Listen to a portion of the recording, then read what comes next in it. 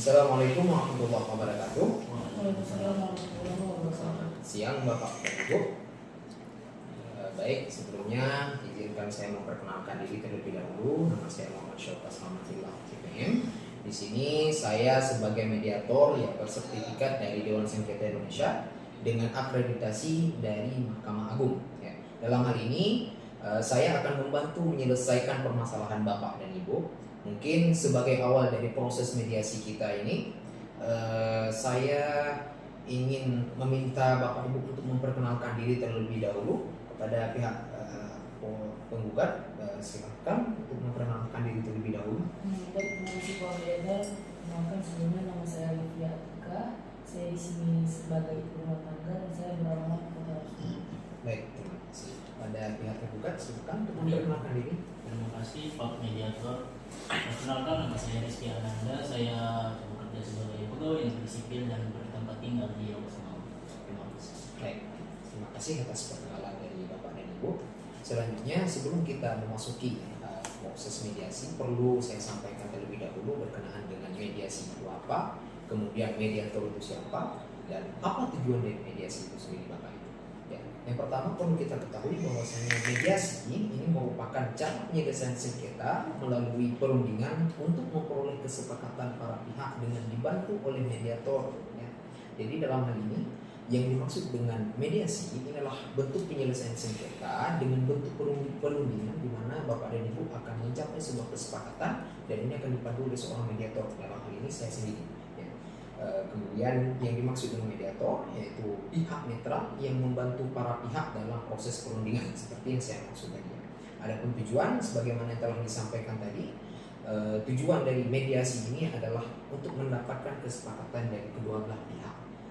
Baik. Adapun dasar hukum dari proses mediasi ini diatur di dalam pasal 1 ayat 7 Perma nomor 1 tahun 2016. Ya. Kemudian perlu pula saya sampaikan bahwasanya dalam proses mediasi ini terdapat beberapa prinsip. Ya. Yang prinsip pertama itu imparsial, yang dimana di sini artinya tidak memihak atau netral.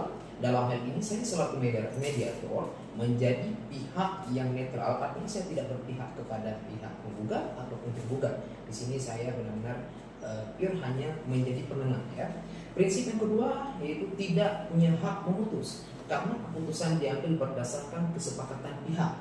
Artinya di sini saya sebagai mediator tidak memutuskan sengketa dari Bapak dan Ibu. Saya hanya menjadi penengah dan memberikan solusi. Ya. Kemudian yang ketiga ada kerahasiaan, artinya seluruh proses mediasi ini bersifat rahasia, hanya terbatas pada kita saja. Kemudian yang terakhir itu ada kaukus, yang artinya di sini jika diperlukan mediator dapat meminta melakukan pertemuan terpisah dengan para pihak. Ya. Mungkin itu prinsip ya sebelum kita masuki proses mediasi. Selanjutnya perlu juga saya sampaikan ini berkaitan dengan tata tertib ya. Di dalam tata tertib yang pertama sekali selama proses mediasi diharapkan saudara untuk tidak menggunakan ponsel terlebih dahulu karena ini dapat mengganggu proses mediasi kita pada hari ini. Selanjutnya di dalam proses mediasi ini saudara tidak boleh memotong pembicaraan ya, karena nanti baik pihak penggugat maupun tergugat akan diberikan waktu untuk berbicara. Ya. Kemudian yang keempat itu tidak boleh rokok, ya saya rasa sudah cukup jelas. Kemudian yang kelima tidak boleh merekam isi pembicaraan. Kemudian yang keenam para pihak tidak boleh menyerang secara fisik, saya rasa juga sudah cukup jelas. Dan yang terakhir pihak tidak boleh membawa senjata tajam. Ya. Dan saya rasa poin-poin tersebut sudah cukup jelas pada Bapak Ibu. Bagaimana? Apakah ada yang ingin ditambahkan? Baik, terima kasih. Langsung saja kita memasuki dalam proses mediasi. Pertama ini saya ingin mendengar permasalahan dari Pak dan Ibu ya, terutama sekali dalam ini kepada tergugat ya. Silakan pada tergugat untuk menyampaikan permasalahan ini. Baik Pak, terima kasih. Cerita awalnya saya bertemu dengan Pak Harun. Pak Harun ini adalah teman sekolah saya, Pak. Jadi di situ kami bertemu di warung kopi di Kota Langsa pada Februari 2022, Pak. Nah, di situ kami cerita lah Pak. Lalu, nah di situ saya mengutarakan niat saya untuk membeli sebidang tanah, namun Pak Harun itu mengutarakan niatnya Pak untuk menjualnya ke saya Pak. Nah di situ Pak terjadilah akta pembelian Pak. Nah di situ kan. Selanjutnya saya ingin membangun tanah Pak di tanah tersebut Pak. Namun dihalangi Bu Livia ini Pak untuk membangunnya.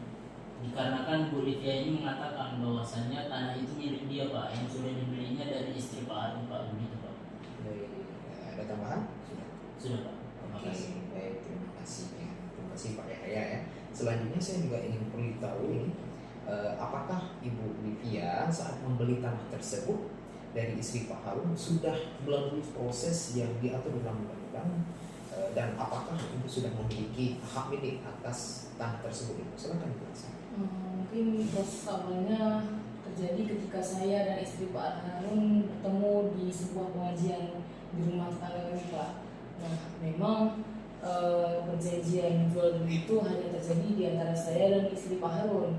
Namun istri Pak Harun sudah menyerahkan sertifikat jual belinya kepada saya, dan saya pun sudah melunasi uangnya. Kemarin saya cicil dan sekarang sudah lunas. Seperti itu Pak. Oke, baik, terima kasih Ibu. Saya percaya Ibu sudah menyerahkan uangnya seperti yang Ibu sampaikan barusan ya. Tetapi apakah suami teman Ibu yang menjual tanah tersebut mengetahui proses jual beli Ibu dengan istrinya ini? Kalau soal itu saya kan tidak menanyakan lebih lanjut Pak. Yang penting sertifikat jual beli sudah di tangan saya dan saya sudah melunasinya. Saya rasa itu sudah cukup Pak. Oke, berarti di tangan Ibu saat ini yang ada itu berarti sertifikat jual beli, Iya Pak. bukan sertifikat hak milik berarti ya? Bukan, Pak. Oke.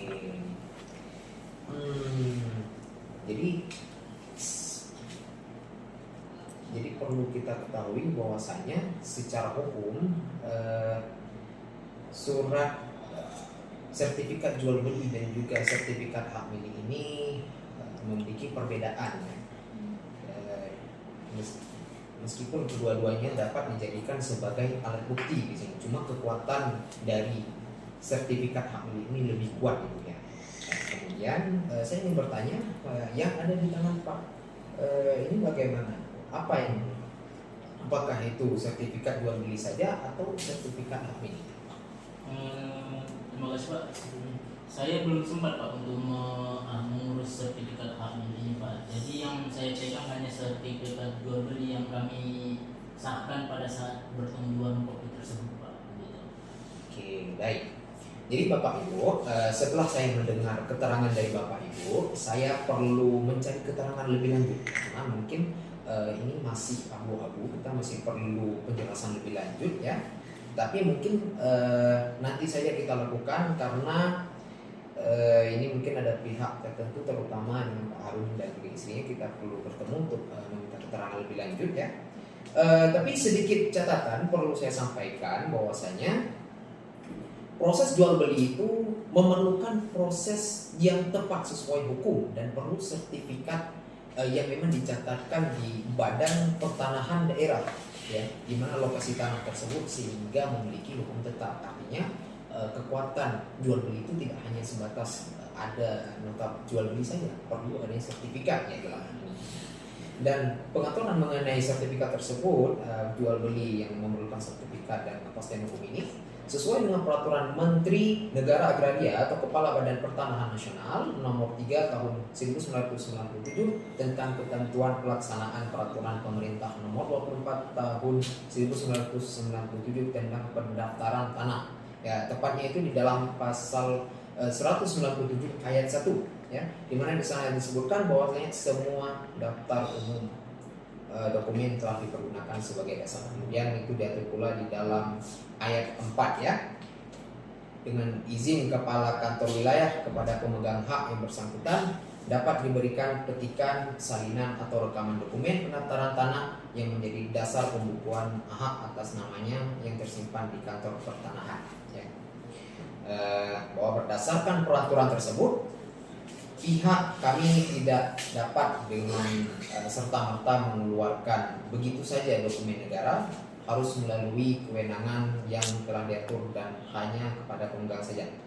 Baik Bapak Ibu, untuk menyelesaikan persoalan Bapak Ibu ini kita perlu melakukan cross check dengan pemilik tanah seperti yang sudah saya sampaikan sebelumnya. Untuk itu pertemuan kita pada hari ini perlu kita tunda terlebih dahulu untuk kita melanjutkannya di mediasi selanjutnya.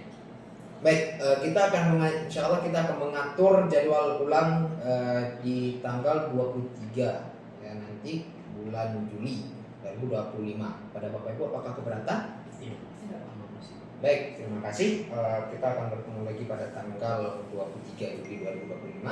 Mungkin sekian proses mediasi kita pada hari ini. Saya tutup. Wassalamualaikum warahmatullahi wabarakatuh. Waalaikumsalam.